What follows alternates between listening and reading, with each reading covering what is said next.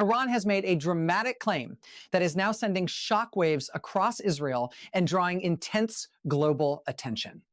According to statements circulating through Iranian media and officials connected to Iran's military establishment, the recent strike on a high-security Israeli leadership compound was not just another military operation.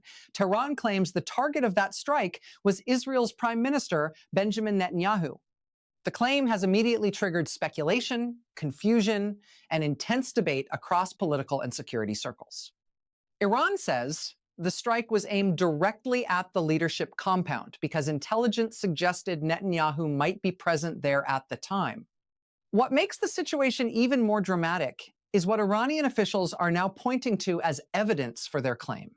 According to Iranian statements, since the reported strike on the compound, there has been no new public appearance, no audio message, no press conference, and no video statement from Netanyahu. For a leader who normally appears frequently in public during times of national crisis, that absence is now fueling questions and speculation. Before we break down what Iran is claiming about the strike, why they believe Netanyahu was the intended target, and why the silence from Israeli officials is now becoming one of the most discussed aspects of this situation, make sure you like the video and subscribe to the channel so you don't miss the latest developments in major global events and geopolitical stories unfolding around the world. The controversy surrounding these claims began after the reported missile strike on what Iranian officials described as an Israeli leadership compound. According to Iranian sources, the strike was carried out using advanced missile systems designed to penetrate heavily defended areas.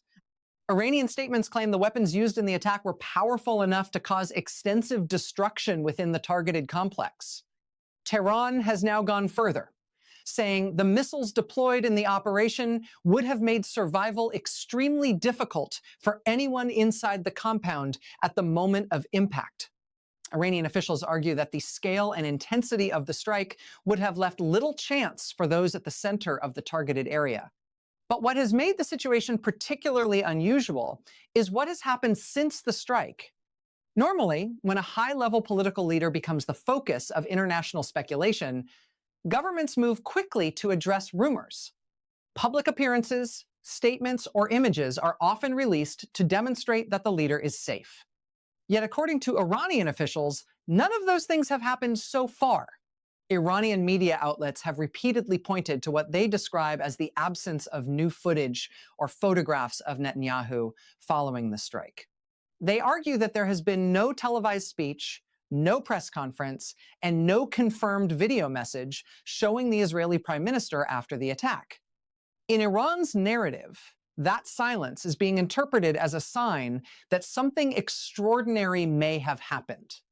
Tehran's officials have framed the strike as a strategic operation targeting the heart of Israel's political leadership. They say the decision to strike the compound was based on intelligence assessments indicating that senior leadership figures were present. According to Iranian claims, the missiles used in the strike were chosen specifically because of their ability to deliver powerful explosive force against fortified structures. Iranian commentators have described the attack as one of the most significant operations carried out during the ongoing confrontation between Iran and Israel.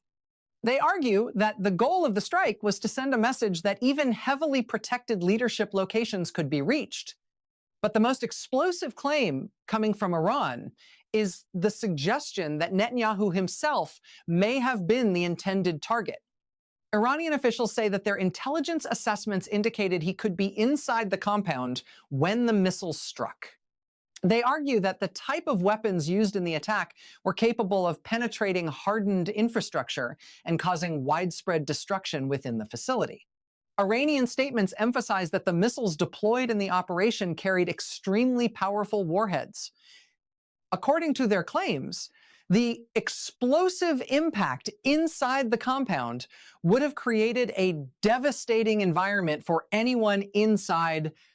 Tehran's narrative suggests that under such circumstances, survival would have been extremely difficult. These statements have spread rapidly across regional media, creating a wave of speculation about what may have happened inside the compound during the strike. However, the situation has become even more intriguing because of what has not happened afterward. As speculation has intensified, Israeli officials have not issued a direct response to Iran's claims. There has been no formal statement specifically addressing the allegations that Netanyahu was targeted. This lack of response has allowed the narrative coming from Iran to circulate widely without immediate contradiction. Analysts say the silence could have several possible explanations. Governments sometimes choose not to respond to claims made by adversaries in order to avoid amplifying them. In other situations, security considerations can delay public statements about sensitive events. But the longer the silence continues, the more speculation it seems to generate.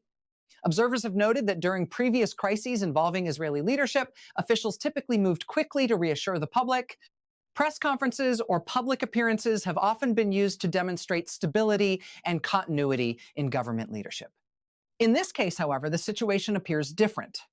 According to Iranian commentators, the lack of immediate public appearances by Netanyahu following the strike is being interpreted as evidence supporting their claims.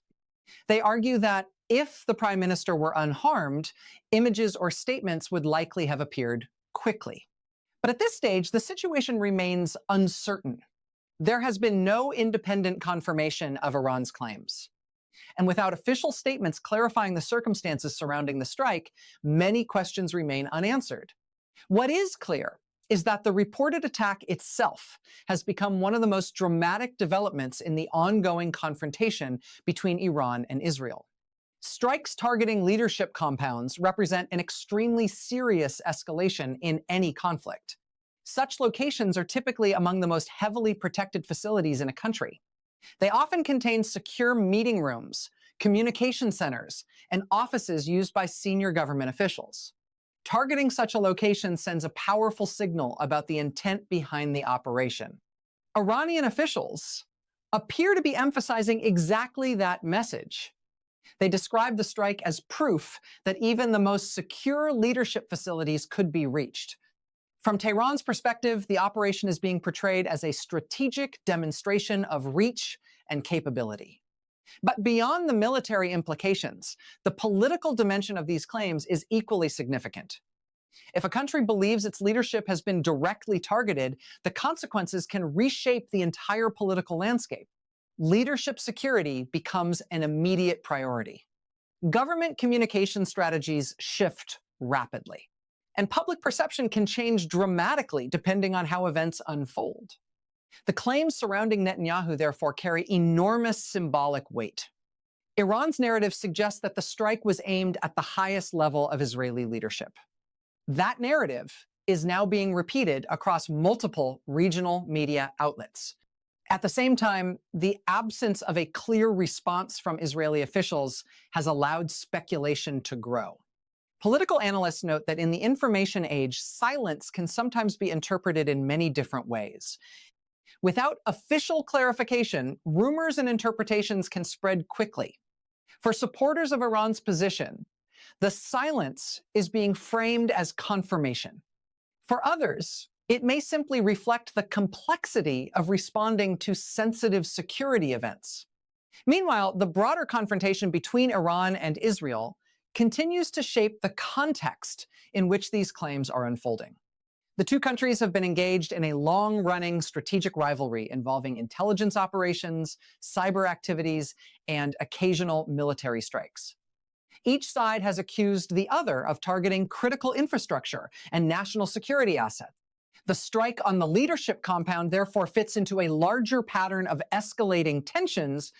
However, claims involving the targeting of a national leader raise the stakes dramatically. Such allegations move the conflict into a much more sensitive political territory. That is why the current silence surrounding Netanyahu's status has attracted such intense global attention. Observers across the region and beyond are closely watching for any sign of confirmation or denial from Israeli authorities. Political analysts, diplomats, and security experts are all asking the same question. What exactly happened inside that compound when the missiles struck? Did the strike truly place Israel's leadership in danger? And if Netanyahu was the intended target, what does that reveal about the level of escalation in the conflict? For now, those questions remain unanswered. Iran continues to repeat its claims, arguing that the absence of public appearances by Netanyahu is significant. They maintain that the missiles used in the strike were powerful enough to create a devastating impact within the compound. From their perspective, the silence from Israel only strengthens the narrative they are presenting. But without independent confirmation, the situation remains surrounded by uncertainty. In moments like this, the flow of information becomes one of the most important elements of the story. Every new image, statement, or appearance can shift public perception instantly. Until that happens, the speculation surrounding Iran's claims will likely continue to dominate discussions about the strike. What began as a reported attack on a leadership compound has now turned into a political and information battle as well. One side claims it targeted a national leader. The other side has not yet responded publicly to that claim. And in the absence of clear answers, the world is watching closely to see what will happen next.